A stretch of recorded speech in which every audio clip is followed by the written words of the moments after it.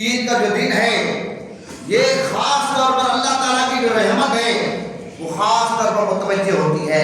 اللہ تعالیٰ فرشتوں کے سامنے اپنے بندوں کی عبادت کی حالت میں دے کر، تکبیرات کی حالت میں دے کر اللہ تعالیٰ فخر کرتا ہے، اور عید کا دن ہمیں اس بات کی طرف متوجہ کرتا ہے کہ معاشرے کے جتنے بھی نادار، بے بس، کمزور، یتیم، غریب، مسکین، بیمار، پریشان حال لوگ ہیں، ان کو عید کی خوشیوں میں شامل کیا جائے، عید کی خوشیوں میں ان کو شریک کیا جائے۔ ایک تو آج کا پیغام یہ ہے کہ عید کا دن ہم سے یہ دعوت فکر دیتا ہے،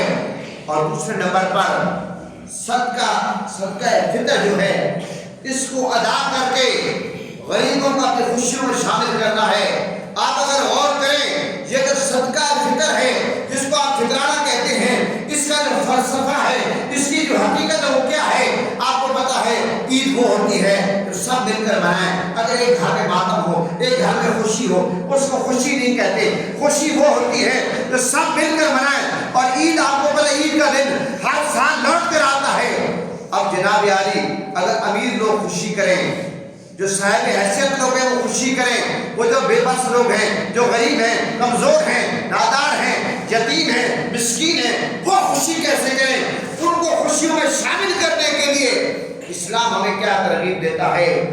کہ آپ فطرانہ ادا کریں، صدقہ فطر ادا کریں۔ اور جہاں پر صدقہ فطر کا ہمیں یہ فائدہ پہنچتا ہے کہ ہمارے روزوں میں جو کمی کوتاہی رہ جاتی ہے بشری تقاضے کے تحت، وہاں پر وہ کمی بھی پوری ہو جاتی ہے۔ اور ساتھ یہ بھی ہوتا ہے کہ جو لوگ بے بس ہیں، جو عید کی خوشیاں نہیں منا سکتے، جب ہم ان کو فطرانہ دیتے ہیں وہ اپنے بچوں کو کپڑے لے لیتی ہیں، وہ بھی اپنے گھر میں سینیاں بناتی ہیں، تاکہ وہ ہمارے ساتھ ہمارے معاشرے کے ساتھ، پورے معاشرے کے ساتھ مل کر وہ خوشی کا اہتمام کرتے ہیں۔ اس لیے یہ فطرانے کا اصل فلسفہ یہ ہے۔ تو محترم حضرات، فطرانہ ادا کرتے وقت ہمیں خیال رکھنا چاہیے کہ جو اپنے عزیز ہیں، رشتہ دار ہیں، مستحق لوگ ہیں، ان کا فطرانہ پہنچانا چاہیے، اور سب لوگوں کو کوشش کرنی چاہیے کہ فطرانے کے معاملے میں کوتاہی نہیں کرنی چاہیے۔ جب تک فطرانہ ادا نہیں ہوتا، روزہ زمین آسمان کے درمیان رہتا ہے، اس لیے اس میں تاخیر نہیں کرنی چاہیے، جلدی کرنی چاہیے۔ اور علماء یہ کہتے ہیں آپ ایڈوانس بھی دے سکتی ہیں، اور یعنی کہ آپ عید سے پہلے بھی دے سکتے ہیں، اور عید کی نماز کے بعد بھی دے سکتے ہیں، عید سے پہلے بھی دے سکتے ہیں۔ بہرحال یہ فطرانے کی خاص ایک بات ہے۔ اور دوسرے نمبر پر یہ جو آج کا دن ہمیں صدقات و خیرات کی تربیت دیتا ہے، تو دعوت دیتا ہے، اور آج عید الفطر کا جو دن ہے عملی طور پر اسلامی اخوت آپ کو پتہ ثبوت پیش کرتا ہے۔ سب مسلمان ایک ہی صف میں کھڑے ہیں، نہ ہم دو یار، نہ کوئی بندہ رہا، نہ کوئی بندہ نواز، ایک ہی صف میں کھڑے ہیں۔ کوئی کالا ہے، کوئی گورا ہے، کوئی امیر ہے، کوئی غریب ہے، کوئی چھوٹا ہے، کوئی بڑا ہے، کوئی کس قبیلے سے ہے، کوئی کس قبیلے سے ہے، زبان سے ہٹ کر، قوم سے ہٹ کر، لسانیت سے ہٹ کر، یہاں پر سب بطور مسلمان اللہ کی بارگاہ میں کھڑے ہوتے ہیں۔ تو یہ اللہ کو بڑا پسند ہے، اور پوری دنیا میں آپ کو پتہ ہے ایک ایسا پاور شو ہوتا ہے جو عید کا موقع ہوتا ہے، جو حج کا موقع ہوتا ہے، جو جمعے کا موقع ہوتا ہے، پوری دنیا میں ایک میسج جاتا ہے کہ مسلمانوں کو پورا کفر لرز اٹھتا ہے کہ آپ مسلمانوں کو تقسیم کرنے کی کوشش کرتے ہیں، لیکن یہ مسلمان کو کالے سے کالا ملا کر کھڑے ہیں، یہ تو یکجہتی کرنے والے ہیں، یہ تو اتحاد کرنے والے ہیں۔ تو عید کا دن ہمیں اس بات کی بھی فکر دیتا ہے۔ اور اس کے علاوہ عید کا دن خاص طور پر میں ایک بات کرنا چاہوں گا، ہمیں اس بات کی فکر دیتا ہے، دعوت فکر دیتا ہے کہ آپ ایک دوسرے کی جو زیادتیاں ہیں، جو غلطیاں ہیں، ان کو معاف کر دیں، درگزر کریں۔ آپ کو پتا ہے یہ جو بغض ہے، یہ جو کینہ ہے، یہ جو حسد ہے، یہ جو نفرت ہے، یہ ایک ایسی آگ ہے جس سے دوسرے کی دوسرے سے جلے نہ جلے، بندہ خود ہی جلتا رہتا ہے۔ اس لیے کوشش کریں، آپ کو پتا ہے یہ جو دل ہمارا ہے اس میں نور ایمان ہے،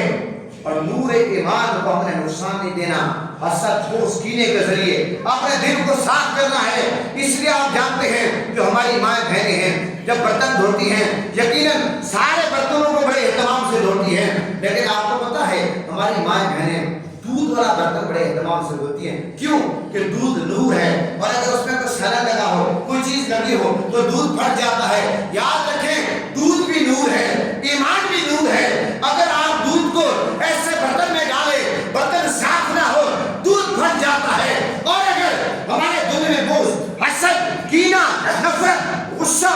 لالچ، یہ تمام چیزیں ہوں گی، یاد رکھیں ہمارے اعمال تباہ ہو جائیں گے، نور ایمان کو نقصان پہنچے گا اور ہمارا دل کالا ہو جائے گا۔ اس لیے دل کی سیاہی کو ختم کرنا ہے، دل کی سختی کو ختم کرنا ہے، نفرتوں کی دیواروں کو گرانا ہے، محبت کو، پیار کو، امن کو بول بالا کرنا ہے اور پوری دنیا کو بتانا ہے الحمدللہ ہم ایک ہیں، ہم ایک ہیں، ہم ایک ہیں۔ اللہ ہمیں ایک بنائے اور نیک بنائے پوری دنیا کو۔ اور اس موقع پر ہمیں انٹرنیشنل طور پر، عالمی طور پر پوری دنیا میں جو مسلمان ہیں، جو ان کو مشکلات کا سامنا کرنا پڑا ہے، وہ فلسطین ہو، وہ کشمیر ہو، وہ اس وقت ایران، جو آپ کو پتہ ہے سپر پاور امریکہ، بڑا شیطان بدبخت جس کا مقابلہ کر رہا ہے، اسرائیل کا مقابلہ کر رہا ہے۔ آپ کو پتہ ہے یہ آپس کے اختلافات کا موقع نہیں ہے۔ آپ کو پتہ ہے جب امریکہ، اسرائیل کسی بھی مسلمان ملک کو نشانہ بناتا ہے، وہ یہ نہیں کہتا یہ شیعہ ہے، یہ سنی ہے، یہ فلاں ہے، یہ فلاں ہے، بلکہ وہ مسلمان سمجھ کے نشانہ بناتا ہے۔ تو ایسے مسلم ہمیں اس وقت یکجہتی کرنی چاہیے، اپنے مسلمانوں کو دکھ میں شامل ہونا چاہیے، کیونکہ میرے آقا کا فرمان ہے ایک مومن دوسرے مومن کے لیے جسم کی مالک ہے۔ آپ کو پتہ ہے ایک ہاتھ میں تکلیف ہو دوسرا ہاتھ بے چین، ایک آنکھ میں تکلیف ہو پورا جسم بے چین، ایک ہاتھ میں تکلیف ہو پورا جسم بے چین، ایک پاؤں میں تکلیف ہو پورا جسم بے چین۔ تو مجھے آپ یہ بتائیں آج مسلمانوں پر بڑا مشکل وقت ہے۔ آپ کو پتہ ہے بیت المقدس مسجد اقصی میں عید کی نماز نہیں پڑھنے دی گئی، لیکن یہاں پر ہم سکون سے بیٹھے رہیں تو یہ حدیث کہاں جائے گی کہ ایک مومن دوسرے مومن کے لیے جسم کی مانند ہے؟ اور وہ حدیث کہاں جائے گی کہ میرے آقا نے فرمایا کہ جس کا دیوار کا ایک حصہ دوسرے حصے کو مضبوط کرتا ہے، ایک مومن دوسرے مومن کو اس طرح مضبوط کرتا ہے۔ کبھی بھی مومن کو زیب نہیں دیتا، مومن کو یہ شیوا نہیں دیتا کہ مومن ایک دوسرے کی ٹانگیں کھینچے، ایک دوسرے پر جناب آوازیں کسیں، ایک دوسرے کو موقع کے تلاش میں لے کر نقصان پہنچائیں۔ نہیں، وہ مومن جو ہیں وہ محبت مانتے ہیں، پیار مانتے ہیں۔ تو اس لیے محترم حضرات، جہاں پر آج کے دن ہم نے قبرستان جانا ہے، جہاں پر آج کے دن ہم نے لوگوں سے ملنا ہے، اہل مارا سے ملنا ہے، سیکٹر سے ملنا ہے، غریبوں سے ملنا ہے، رشتہ داروں سے ملنا ہے، ملنا مسکینوں سے ملنا ہے، جہاں پر ہم نے قبرستان جانا ہے، جہاں پر ہم نے خوشبو لگانی ہے، غسل کرنا ہے، نئے کپڑے پہننے ہیں اور تکبیرات بلند کرنی ہے، ایک راستے سے آنا ہے دوسرے سے جانا ہے۔ یقیناً یہ سارے کام بھی ہم نے سنت رسول سمجھ کر کرنے ہیں، کیونکہ میرے آقا کی برکت سے جب میرے آقا نے ہجرت فرمائی، میرے آقا مکہ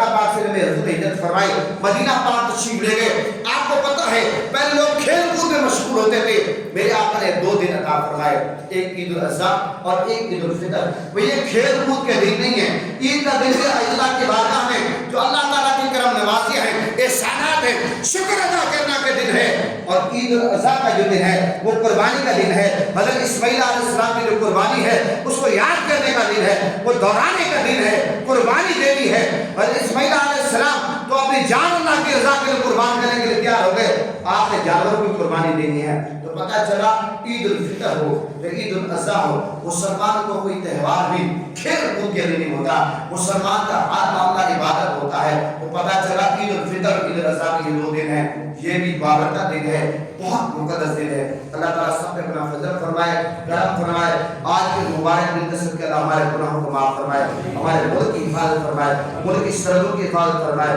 اور جتنے ہمارے بارڈروں کے اللہ حفاظت فرمائے، سرحدوں کی حفاظت فرمائے، اداروں کی خیر کرے، فلسطین کا مظلوم، کشمیر کا مظلوم اور دنیا بھر میں جہاں انسانیت دکھی انسانیت ہے، اللہ تعالیٰ سب پہ کرم فرمائے اور ہم سب کو ساتھ دینے کی توفیق عطا فرمائے۔ اب میں آپ کو عید کا طریقہ بتا